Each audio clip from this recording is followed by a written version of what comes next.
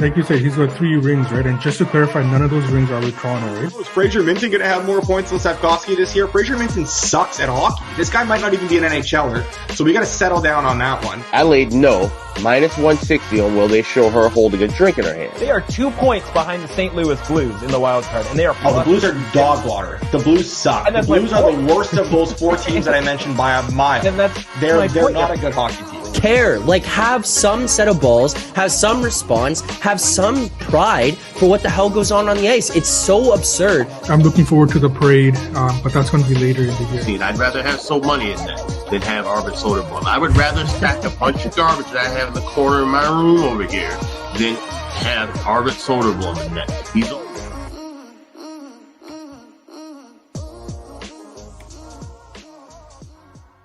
April 5th, welcome back to Edgework presented by Stacks. I'm Zack Phillips, joined here on this Friday morning by So Many Sports, as well as Alex B. Smith to help break down all the games for today. We do have 6 on the schedule. We've got a couple best bets. We'll answer questions from the chat, all of that and more. But before we can get into any of it, I want to remind people, if you haven't already, you should be signed up at the Stacks Betting Exchange. If you're sick of getting limited and profiled, Stacks is a unique sports betting exchange that offers higher limits and better pricing. Stacks offers a fair and real-time marketplace for users to bet on the outcome of sporting events, offering better odds in a peer-to-peer marketplace. Stacks is the best option for anyone who wants to wager on live sports, so make sure to add Stacks to your list of outs and sign up today. The option is yours at Stacks. And, you know, as we saw last night during the live watch along, Rob was adding positions on there during the stream, hitting live bets, adding live bets, looking for bets coming up in the 8 o'clock games, the 8:30 games, the 9 o'clock games. Like it's good opportunity to use, and our own creators are on there as well. So make sure to sign up for the Stacks Betting Exchange. Let's get into today's discussion here, boys. I am alive. I am doing okay. I don't know if so many of you saw it live, but if anybody missed it, it would. I was going to say encourage. Encourage might not be the right word. Go back and watch last night. This is just a small snippet of what went on from yesterday. 11 goals. Bob, don't go full screen. Sorry, brother. You guys wanted this. You guys got it. Go Canucks, go. 7-4. Fuck the Canucks.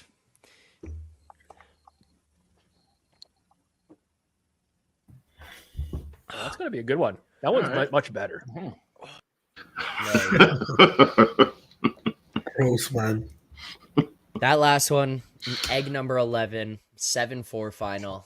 Finished that one down with Guinness. And, I mean, so many. We talked about it yesterday. We thought, Moretto and I were like, well, maybe we'll just set a set number of eggs that you have to do. And Rob said, we'll do the eggs for every goal scored. And I think, okay, well, it can't be that bad.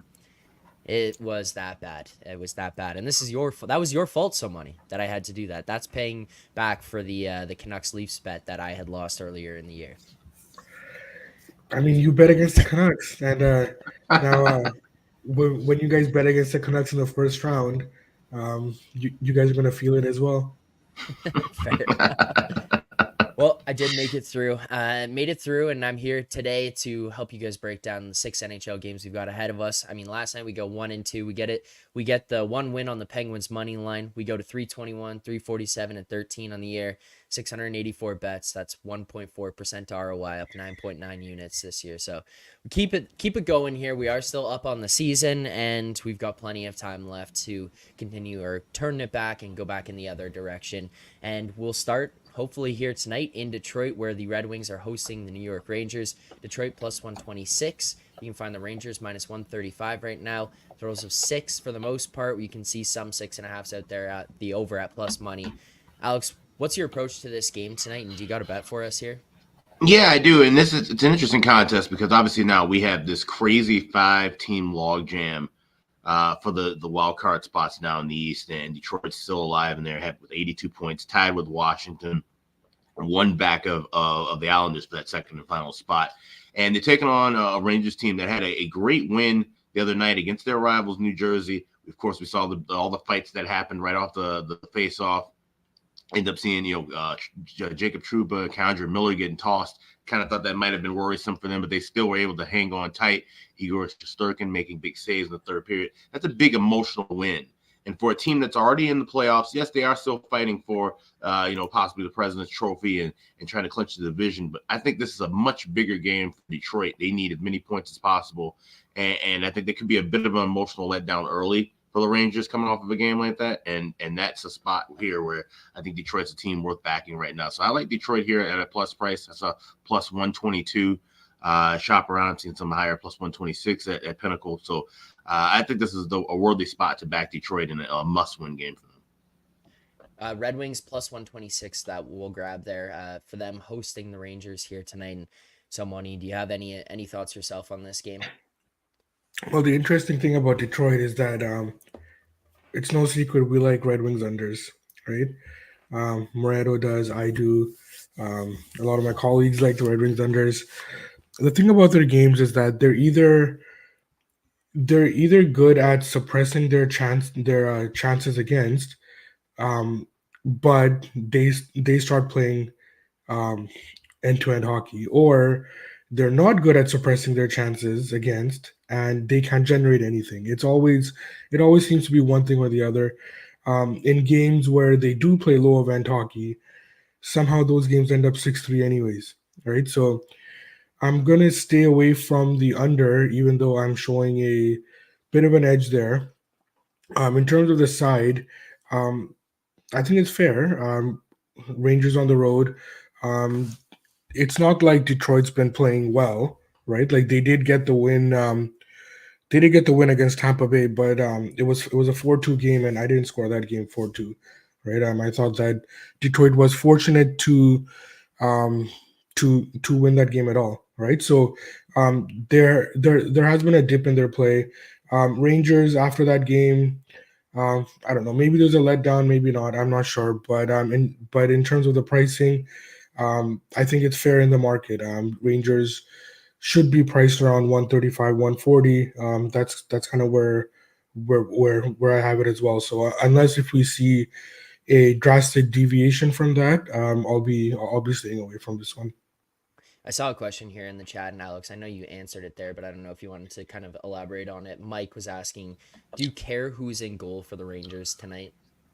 Not in this spot, no. And I mean, of course, it's at that time of year where we'll look to see certain things.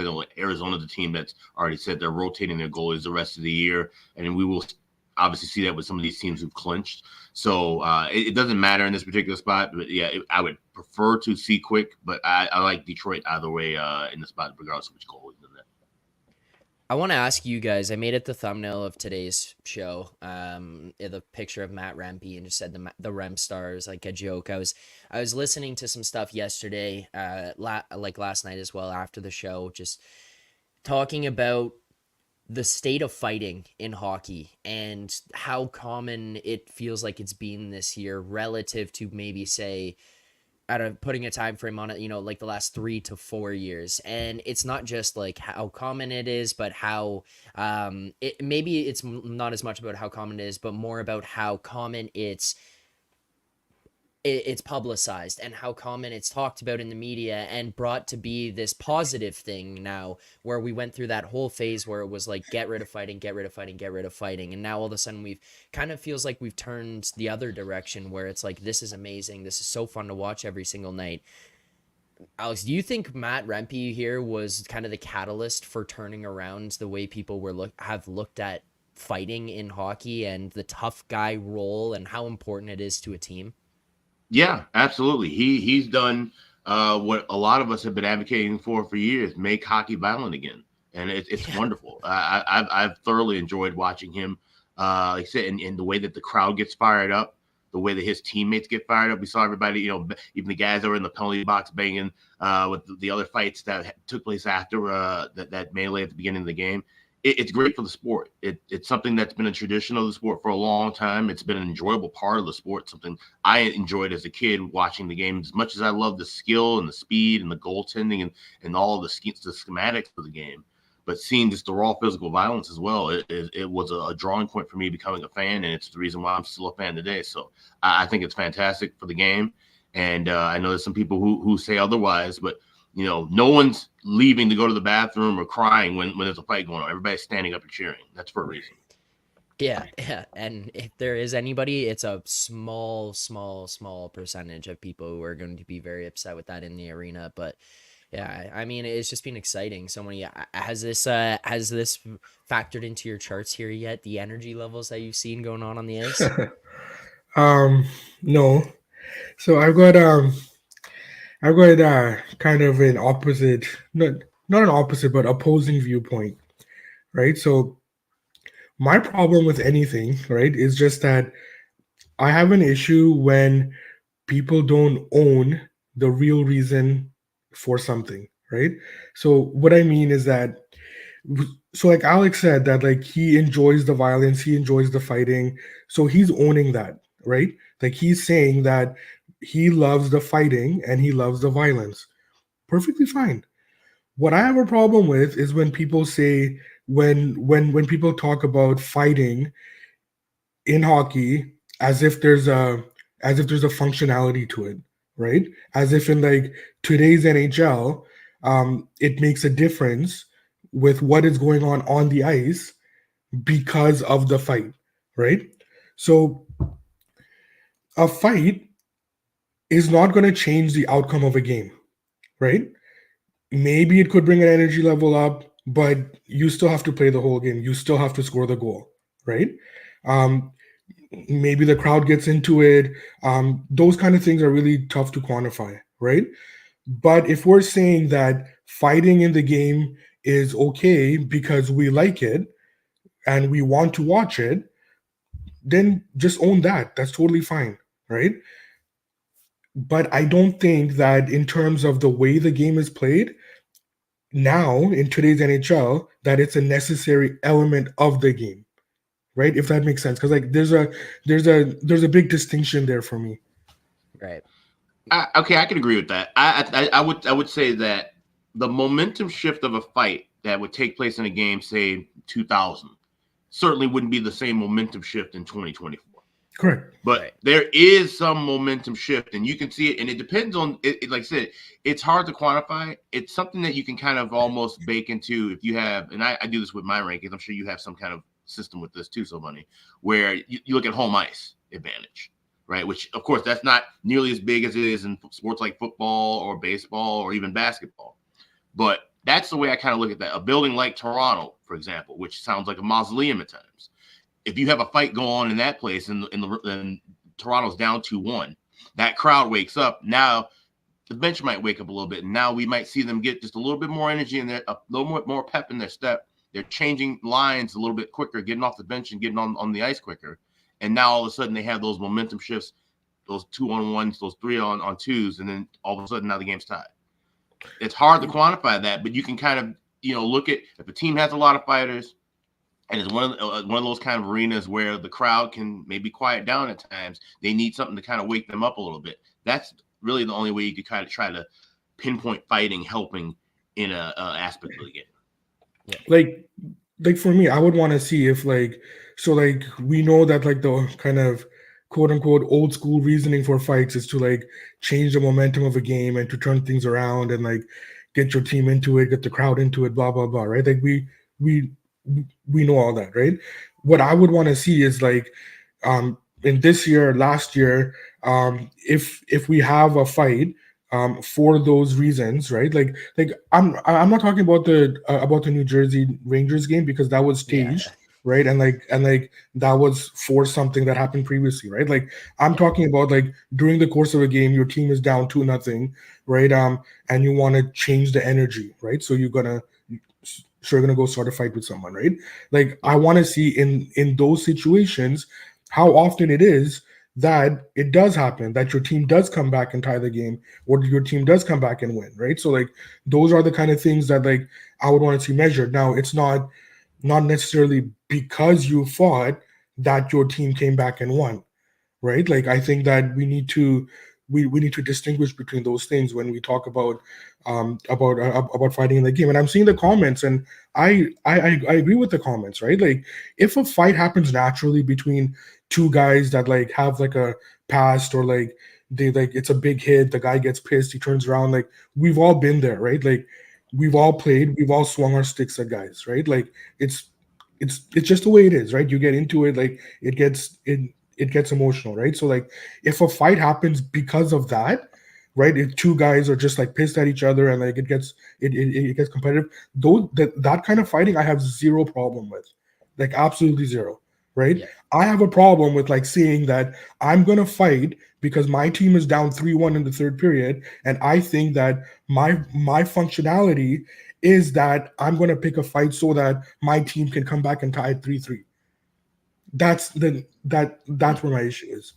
But here's the thing, right? If you're a fourth liner on that team and you're down 3-1, you're not going to be the guy on the ice setting up plays to get the game to 3-2 or tying the game up to 3-3. So if you can do a little bit of a part, and that's the thing about back in the day with the enforcers, right? If you had two enforcers drop their gloves, it wasn't going to hurt anything one side or the other because they most likely weren't the most skilled players on the team. They weren't going to be the guys that were going to lead the charge in a comeback or score the game-winning goal. So they're doing their part, as part of the team. So that's the thing, I think. And maybe now that may be the element that we see change the course of a game because you don't really have an enforcer anymore. You have, balanced players throughout the lines. What if you have a fight between two, top six forwards? Now all of a sudden that changes the dynamic. Or you have one top six forward go after some bottom line guy because he got frustrated, but now he's put himself and his team in a situation where his skill's gone for 5 minutes. So that's the kind of way you can look to balance it out nowadays and attempt to quantify it as far as how it affects the game. Yeah, maybe like, and then the sorry, got choked up there a little bit. The like the other thing too is that like responding for clean hits as well, right? Like in the Canucks game, Pettersson got laid out, right? It was a clean hit, right?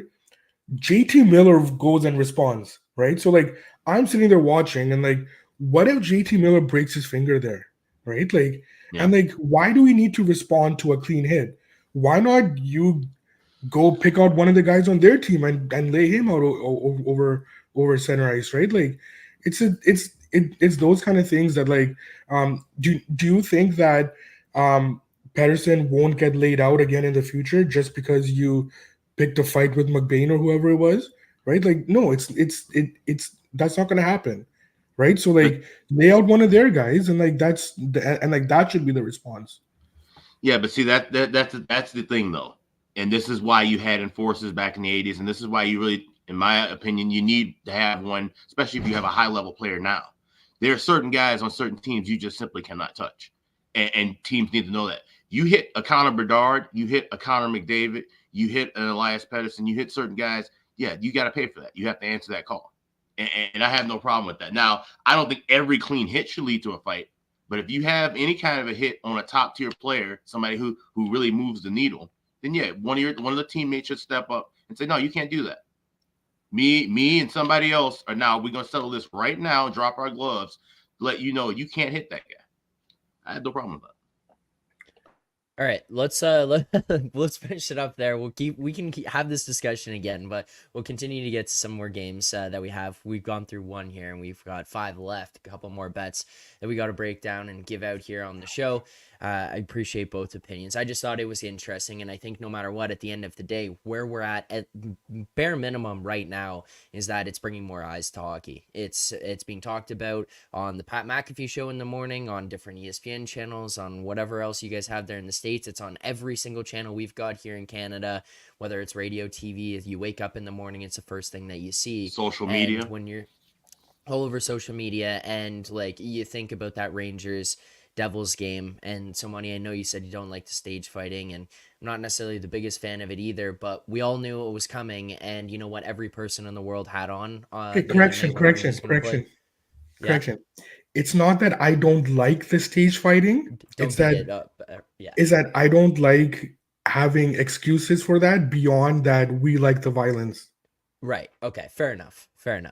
But everyone had that game on. Everyone was turning on that game, and at the end of the day, that's good for hockey, and that's good for the NHL and the growth of the game in general.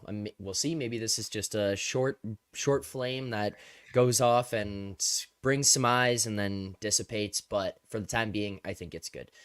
Let's keep it moving here with more games for tonight. And next up, we've got the Hurricanes hosting the Washington Capitals. Carolina minus 250 here tonight, a big price. The Caps plus 232. We see some totals of 6, some 5.5s out there right now. So Money, we'll go to you first. What's your handicap of this game? Thoughts on how this one might play out, and what bet do you have for us? So I did bet it, and it is gonna keep moving. Let's lock in that under right now. 6 up to, we should be able to get minus 115, right? Yeah. Okay, yeah. So 6 up to minus 115 is good. Just a couple of things here. These two teams played a couple of weeks ago. Sorry, this cough is never gonna go away. These two teams played a couple of weeks ago. It was 7-6, and it was. I didn't score that as a 7-6 game, right? So like it was. I felt that it was. That was a game that kind of got wild, right? Neither team wants to play this way, right? Neither team wants to play that way against each other. I think that we look at a game like that, and I think things are going to tighten up tonight. Carolina, they kind of played a looser game against Boston. It wasn't really indicative of the way that they've been playing for the last couple of weeks. So I think that because that game got a little bit loose on Carolina defensively, I think that it's in their best interest, and they will be tightening it up. And they're the heavy favorites, so theoretically at home they'll be dictating the pace. So I think that Carolina does want to play a slower game there, and Washington as well. I don't think that Washington is under any delusion here that they can run and gun with Carolina as well. So I think that we're going to see a tighter, low scoring game here, and I've got the under 6. Under 6, minus 114 we grabbed. There's up to minus 115. They're widely available across numerous other books still right now. So, yeah, everyone should be able to get access to that. One bet locked in this game, second bet of the day. Obviously, we'll recap everything at the very end. But, Alex, you also have a bet in this game. Yeah, I do. And I'm going with the draw in this one, which is what I had the last time these two teams played. And I remember I was back in Chicago watching that game and was never worried about the draw, even though we saw goals just going back and forth and back and forth. These two teams have always just kind of played with that pace, whether it's going back even further to last year. They had a 2-1 game that went past regulation, or even the 7-6 game. They've always played each other tight and close. And I agree with so many. I think this is going to be a lower scoring game. We certainly shouldn't be seeing 13 goals. Definitely would have been a good game for you to do the egg challenge with, Zach. But definitely going to go with the draw here. I think this is going to be a tight battle, and both teams needing the points. Certainly Washington being in that mix for that final wild card spot as well. So taking the draw there at a good price. We get the draw plus 372. How do you want to play this unit-wise here, Alex? Is this a full unit play? That's a full unit, yeah. Full unit play there. We got plus 372 on the draw in this one between Carolina and Washington. Again, we will recap everything at the very end of the show. So if you miss anything or you're wondering what other bets that we have, stay till the very end and we'll give everything out as well. If you're watching right now and you haven't already, please hit that like button, subscribe here to the channel if you haven't, turn on notifications so you get notified every time we go live so then you don't miss stupid stuff like drinking 11 raw eggs on camera. All that stuff goes on here on this channel. Daily picks, previews, breakdowns. As we get to the playoffs, we'll do the same thing we did last year. We'll go through and break down each series as well, give our best bets for the series. And I mean, last year you guys were a part of it. We didn't just do series bets. We had tons of different stuff, most goals scored, series outcomes. Like there was a lot that we were digging into, a lot of different markets. So it was fun to do predictions, and that'll all be coming back again this year. So make sure to be subscribed and turn on notifications. One final game that we've got bets in here tonight, the Oilers Avalanche game. I'm looking at this one right now, and I'm seeing best price available on the Oilers, minus 125. You can find the Avs plus 118 right now, and I see 6.5s everywhere. And the over on those 6.5s is out to minus 120s, minus 125s, minus 130s in spots. So, Money, what's the approach that you're taking to this game? I did bet the Oilers. I think we can go ahead and lock that in. That 5-0 loss to Dallas. I don't think you can read too much into that beyond the fact that Dallas is a wagon right now. They came, the Oilers just walked into a buzzsaw. Dallas is playing on another level. Oilers, for whatever reason, they weren't ready for that level that Dallas is at right now, and they got, and it happens, right? Like, or Oilers were playing a certain way, they're playing at a certain level. They go to Dallas and they just get their shit kicked in, right? It's like that kind of thing happens. Like, I don't think it's not the way that this team has been playing for for most of the season. So I'm very comfortable just completely writing that game, writing that game off completely. So I don't look at that Dallas game much. I do look at Colorado quite a bit, right? So Colorado's play has dipped recently, even in that 5-2 win against Minnesota. Um, it wasn't a 5-2 win, right? Like, that's not the way that I scored the game. So I think Colorado is still experiencing a dip in play, and I think similar to what Edmonton walked into with Dallas, I think Colorado is about to walk into that as well, right? Like, Edmonton, besides that Dallas game, is playing at a certain level that Colorado hasn't been at, and unless Colorado finds it quickly in the next, like, if they found it like last night or something, I don't think that I think that the Oilers are good here. All right, there you go. Minus 125 on the Oilers money line. We're going to lock in for the show here. That'll be one of our final bets of the day. But Alex, what are your thoughts on this game? Do you have any interest yourself? Anything else you're looking at playing here? No, not really. It's interesting though. I mean, with Edmonton, kind of say that you can't really quantify how they lost to Dallas the other night. I think the main thing you look at was Calvin Pickard, who, keep in mind, he's played a lot more hockey than we've seen him play at this level. And he's just a mid goaltender doing mid things. He gave up 4 goals against Dallas in the second period the last time they played him, and then in this game the other day gave up 4 goals in the second period. So I think that's kind of the indicative there, is that you're gonna need Skinner down the stretch. That's really the telling story, and he's gonna be playing tonight. But like I said, that's Edmonton's a team in these last few games, and I think they have more games than just about everybody. They still have like 8 or 9, or the teams have 6 or 7. This is definitely an Edmonton team where you want to check and see who's in goal down the stretch, and it might be more Pickard than Skinner to give Skinner some rest in time for game 1 of round 1. All right. I went to speak there, got frog in my throat there. All right, there you go. There's 3 games broken down. 4 best bets given out for today's show. There are 3 games left on the schedule that we didn't touch on here, but I know we hadn't had bets in them pre-flop or anything that we're looking at ahead of the show. Alex, I'll go to you first. Of the remaining 3 games that we've got here on the schedule tonight, is there anything else that you're looking at? Anything you're waiting for? Anything you want to bet throughout the course of the day, but just maybe right now during the show you just haven't quite got there yet? I'll probably end up having something on the game for exercise late night, Seattle and Anaheim, looking at that over 5.5. I can see where this is a game. These 2 teams are out of it. Seattle's been kicking the crap out of Anaheim. They've won 6 straight. I can see where they may just roll the puck out of here and see who gets the most goals. So I might look at a first period over and a full game over on that one. All right. And so, Money, any other games on the schedule tonight that you're looking at or waiting for?